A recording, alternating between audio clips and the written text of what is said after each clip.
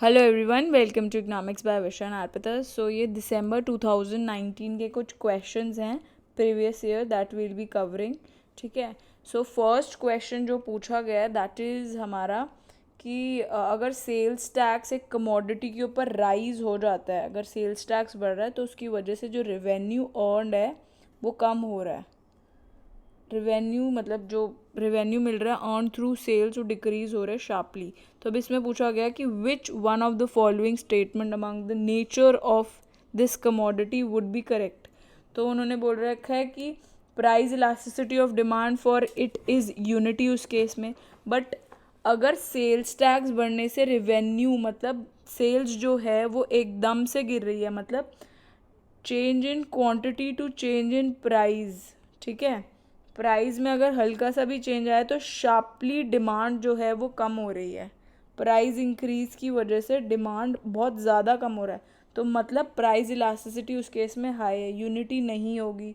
Essential good मतलब चीज़ ज़रूरी है, अगर ज़रूरी चीज़ है तो हल्का प्राइस बढ़ने से उसका शार्प डिमांड में डिक्रीज़ नहीं आएगा। जैसे अगर सॉल्ट की बात करूँ मैं, तो अगर सॉल्ट एक इसेंशियल कमोडिटी है हमारे लिए, तो उसमें अगर उसका 1-2 रुपये प्राइस बढ़ भी जाता है तो मैं एकदम उसकी क्वांटिटी को रिड्यूस नहीं करूँ, क्योंकि वो चीज़ मेरी ज़रूरत है।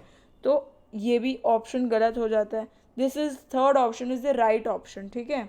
कि हमने इलास्टिसिटी क्या पढ़ा है, change in quantity divide by percentage change in price, कि अगर प्राइस में कुछ चेंज आ रहा है तो क्वांटिटी में क्या चेंज आ रहा है that depends on the elasticity.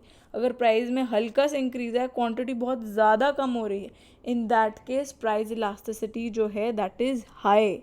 ठीक है। सो ये हमारा थर्ड हो जाएगा, third would be the correct option. ठीक है। अब हम दूसरा क्वेश्चन देख लेते हैं। इसके अंदर हमें पूछा हुआ है कि from for the diagram below which of the following is a correct description in the form of derivatives. तो आप इसको ध्यान रखिए कि अगर मैं इसमें 4 केसेस आपको बता रही हूँ कि 4 केसेस बन सकते हैं, अगर कुछ भी आ जाए तो you will be able to answer. ठीक है। तो 4 केसेस होंगे इसमें। एक तो जैसे इसमें आपको दिख रहा है, क्या है ये, नेगेटिवली स्लोप नज़र आ रहा है। अगर ऐसा कुछ आ जाए पॉजिटिवली स्लोप्ड है और ये है क्या, कॉनकेव है। ठीक है। कर्व जो है वो कॉनकेव है। तो अगर पॉजिटिवली स्लोप है तो उसका फर्स्ट डेरिवेटिव क्या होता है, फर्स्ट डेरिवेटिव जो होगा वो पॉजिटिव होगा, would be greater than zero. और अगर कॉनकेव है तो कॉनकेव के केस में जो हमारा सेकंड डेरिवेटिव होता है वो लेस देन ज़ीरो होता है। सिमिलरली ऐसा भी कुछ केस हो सकता है, मतलब पॉजिटिवली स्लोप्ड है but this is convex, convex है, ये कॉनकेव नहीं है, कॉन्वेक्स है। तो पॉजिटिवली स्लोपिंग के लिए फर्स्ट डेरिवेटिव तो क्या हो जाएगा, ग्रेटर देन ज़ीरो। ठीक है। एंड सेकंड डेरिवेटिव क्या होगा मेरा, कन्वेक्स है तो सेकंड डेरिवेटिव जो होगा कन्वेक्स के केस में would be greater than zero. Concave के केस में it would be less than zero, convex के केस में it will be greater than zero. ठीक है। और अगर कुछ ऐसा केस है, मतलब नेगेटिवली स्लोप्ड है ये कर्व, तो इस केस में क्या होगा, जो मेरा फर्स्ट डेरिवेटिव है, फर्स्ट डेरिवेटिव नेगेटिवली स्लोप है तो मतलब it will be less than zero. और क्या है, कनकेव है, ओरिजिन को क्या है, कॉनकेव है, तो उस केस में जो सेकंड डेरिवेटिव होगा that will be less than zero.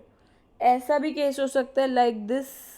तो इस केस में क्या होगा, इस केस में मेरा जो वो होगा फर्स्ट डेरिवेटिव नेगेटिवली स्लोप है तो it will be less than zero. और सेकंड डेरिवेटिव क्या होगा, सेकंड डेरिवेटिव इस केस में ये कन्वेक्स है टू द ओरिजिन, कन्वेक्स के केस में there will be great that second derivative क्या होगा, ग्रेटर देन ज़ीरो होगा। ठीक है। सो अब जैसे कि इसमें आप देख रहे हो this is this case, third case जो कि हमने देखा, नेगेटिवली स्लोपिंग है तो क्या होगा, it will be less than zero, less than zero है, और सेकंड डेरिवेटिव क्या होगा, वो भी लेस देन ज़ीरो होगा, तो second is the correct answer. ठीक है। सो दिस चारों में से कोई भी केस आएगा आप अच्छे से कर पाएंगे इसे सॉल्व। अब हम अपना 71st क्वेश्चन को देखते हैं। 71st क्वेश्चन, इसके अंदर पूछा हुआ है कि अगर 2 वेरिएबल का रिग्रेशन है, अगर y जो है वो डिपेंडेंट वेरिएबल है, x जो है वो इंडिपेंडेंट वेरिएबल है, तो कोरिलेशन कोएफिशिएंट जो होगा, correlation coefficient between X and Y अगर ये दे रखा है, कोरिलेशन कोएफिशिएंट इज आर, छोटा आर, ठीक है। तो अब इसमें हमें वेरिएशन का बता रखा है, मतलब हमें ये मतलब कितना एक्स का वाई, कितना वाई को एक्सप्लेन कर रहा है X, that is coefficient of determination, ठीक है। तो कोएफिशिएंट ऑफ डिटर्मिनेशन क्या होता है, that is basically R square. अगर आप इसको स्क्वायर करेंगे 0.8 इंटू 0.8 आपको क्या मिलेगा 0.64, मतलब ये कोएफिशिएंट ऑफ डिटर्मिनेशन है, कितना एक्स जो है वो वाई को एक्सप्लेन कर पा रहा है, कितनी वेरिएशंस जो हैं वो एक्सप्लेन कर पा रहा है एक्स वाई की, सो दैट इज इतना। तो ये कितना हो जाएगा 64%। तो 64% हो जाएगा हमारा कि 64% वेरिएशन जो कि वाई की हैं वो एक्सप्लेन करी जा रही हैं बाय एक्स। सो ये हमारा आंसर हो जाएगा 71 क्वेश्चन का। अब पूछा हुआ है अगर OLS जो है वो अप्लाई कर दी जाती है separately to each equation that is part of simultaneous equation system, तो जो रिजल्ट है एस्टिमेट का वो क्या होगा, इसका आंसर जो है it will always be biased और इनकंसिस्टेंट रहता है।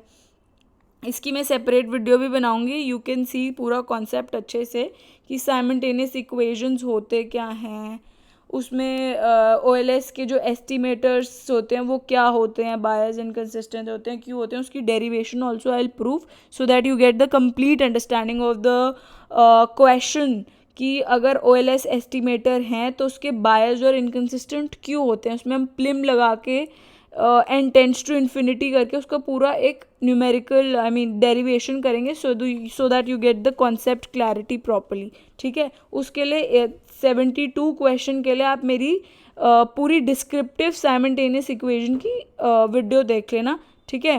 अब नेक्स्ट मैं आपको आगे और न्यूमेरिकल्स कराऊंगी, stay tuned for that. Also अगर आपको मेरा काम पसंद आता है तो प्लीज़ इन वीडियोज़ को लाइक करें, शेयर करें और सब्सक्राइब करें। Thanks for watching, bye bye.